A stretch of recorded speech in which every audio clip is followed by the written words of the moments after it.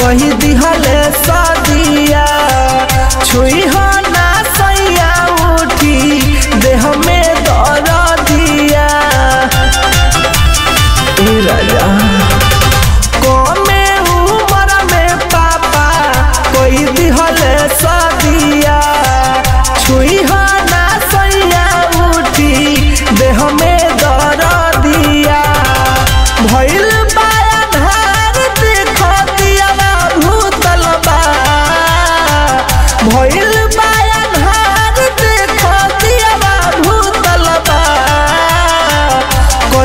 जवन काल हुए के रतिया सैया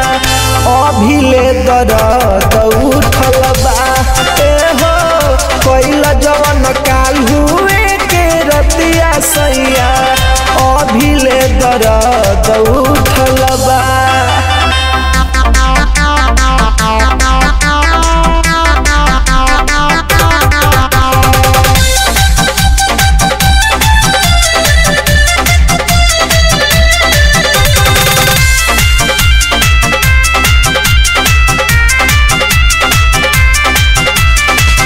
मौका के फायदा सैया लिहल बेजर हो झाका झूमर में दिहल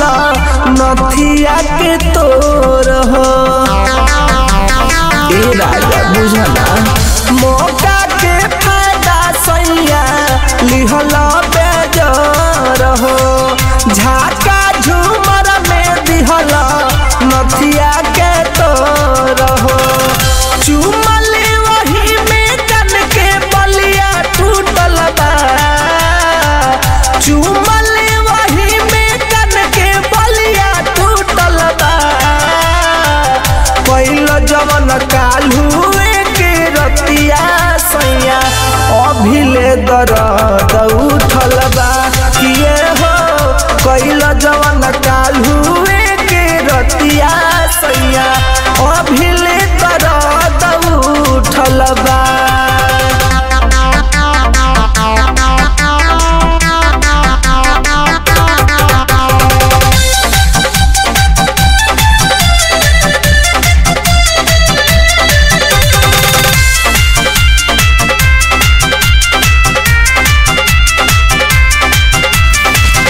विकास कौन हैया सैया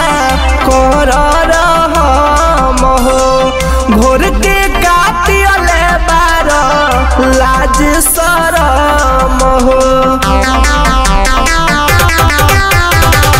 विकास कौन हैया सैया कर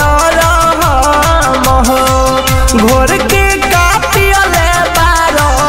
लाज शरम हो लागता हमारे अब किस्मत फूटल बा लागता हमारे अब किस्मत फूटल बा कैल जवन काल हुए के रतिया सैया अभिले दर्द उठल बा किए हो कैल जवन काल हुए के रतिया सैया अभिले दर्द उठल बा।